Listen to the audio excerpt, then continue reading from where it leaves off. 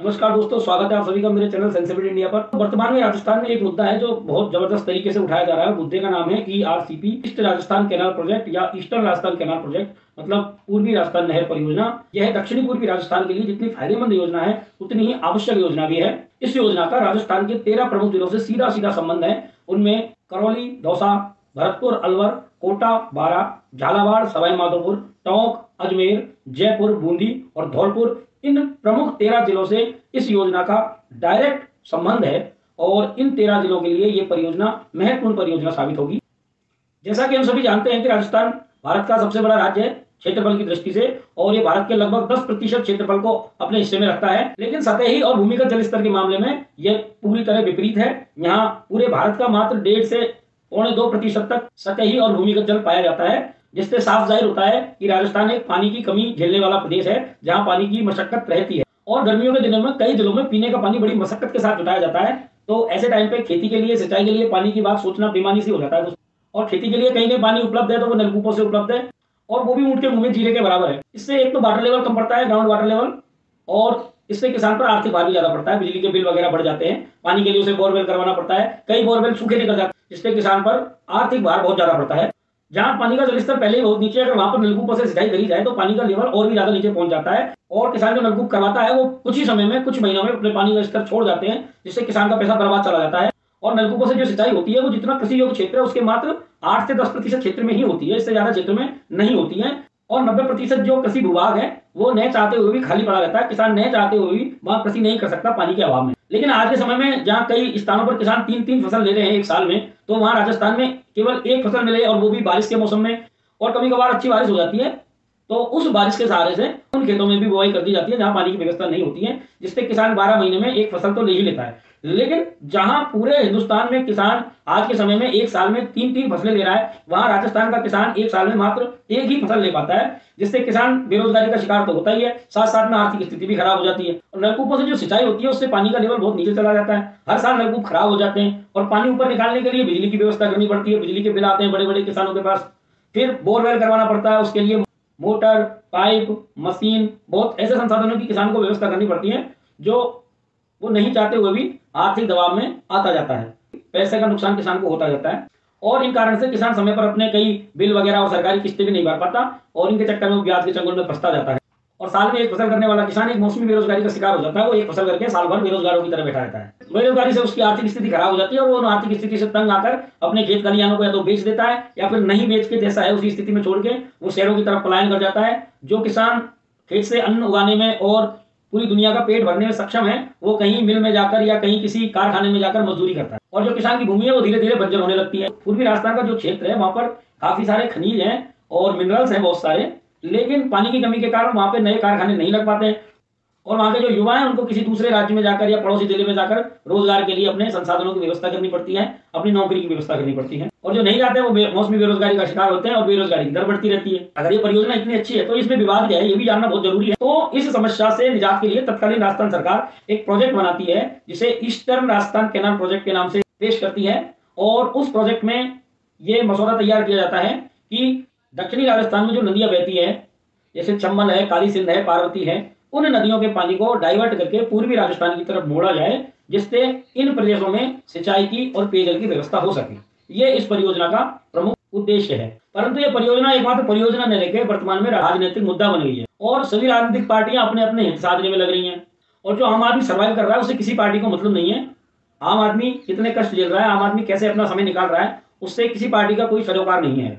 राजनीतिक पार्टियों का मुख्य उद्देश्य इस परियोजना को पूरा करें या ना करें, लेकिन इस परियोजना का साफा बनवा ले, इतना मात्र रह गया है।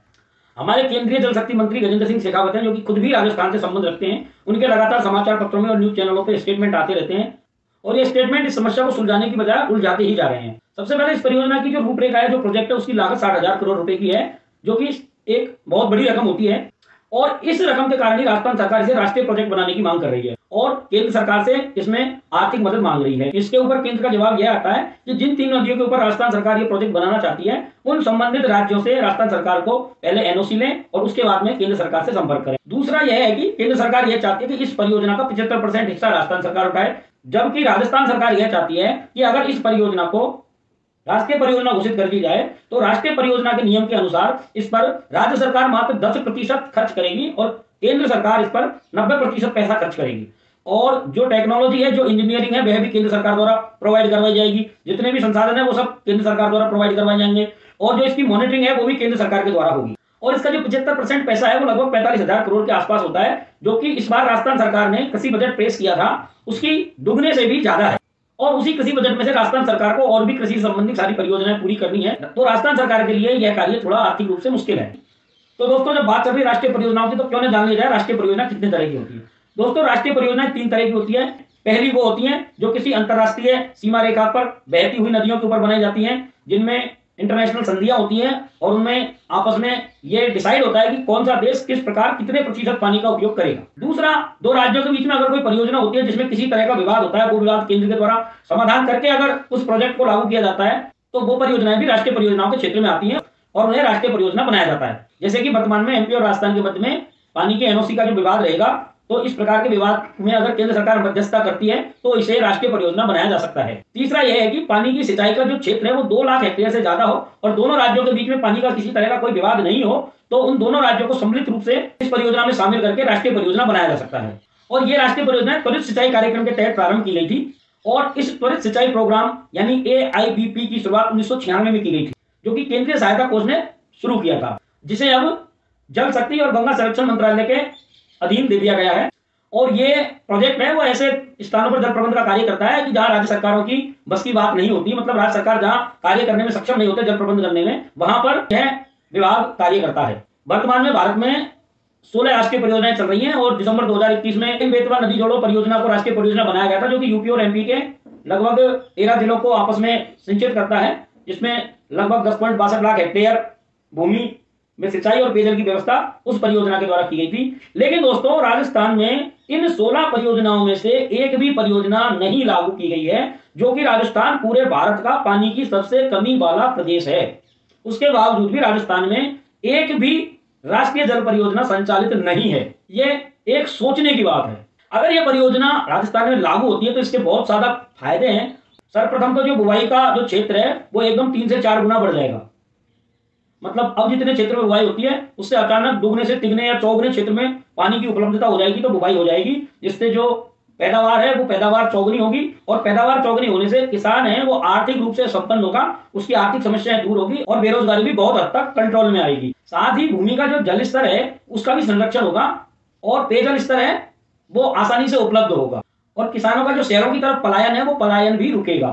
साथ ही दक्षिणी पूर्वी राजस्थान है, ये दिल्ली मुंबई औद्योगिक गलियारे के मध्य में आता है, तो इस दिल्ली मुंबई औद्योगिक गलियारे में अगर पानी की प्रचुर उपलब्धता हो जाएगी तो यहाँ बहुत से उद्योग और बहुत सी इंडस्ट्रियां हैं जो यहाँ पैसा लगाएगी और यहाँ के लोगों को रोजगार देगी। दोस्तों, जब हम जान रहे हैं कि ये प्रोजेक्ट इतना फायदेमंद है फिर भी क्यों लटक रहा है, तो कुछ मुद्दे इतने अच्छे होते हैं कि कोई भी राजनीतिक पार्टी किसी दूसरी राजनीतिक पार्टी से उन प्रोजेक्टों को पूरा करना नहीं देना चाहती, क्योंकि वो जानती है कि जो राजनीतिक पार्टी उन मुद्दों को पूरा कर देगी उस राजनीतिक पार्टी की वहां सरकार बन जाएगी। ये मुद्दे इतने प्रभावित होते हैं कि मुख्यमंत्री और प्रधानमंत्री के जो चुनाव होते हैं उन चुनावों के रिजल्टों को प्रभावित कर सकते हैं। इसलिए राजनीतिक पार्टी अपने अपने राजनीतिक हितों को साधने के लिए ऐसे मुद्दों को आगे या पीछे सरकाती रहती है और आम जनता की जो परेशानी है उससे किसी का कोई सरोकार नहीं है। राजनीतिक पार्टियों की लड़ाई आम जनता पर भारी पड़ जाती है। जैसे हम देसी कहावत में कहते हैं कि मल्ल मल्ल लड़ते हैं और झाड़ों का नाश होता है, यानी 2 पहलवानों की लड़ाई में आसपास का जो माहौल है वो माहौल खराब हो जाता है। अब देखना यह होगा कि कौन सी सरकार है जो इस परियोजना को राजस्थान में लेकर आती है, जो कि दक्षिण पूर्वी राजस्थान के लिए जीवनदायिनी परियोजना मानी गई है, और कौन सी सरकार अपना राजधर्म निभाती है। दोस्तों, अगर वीडियो पसंद आया हो तो चैनल को सब्सक्राइब करें, वीडियो को लाइक करें, शेयर करें और कमेंट देकर अपनी राय जरूर बताएं। धन्यवाद दोस्तों, जय हिंद।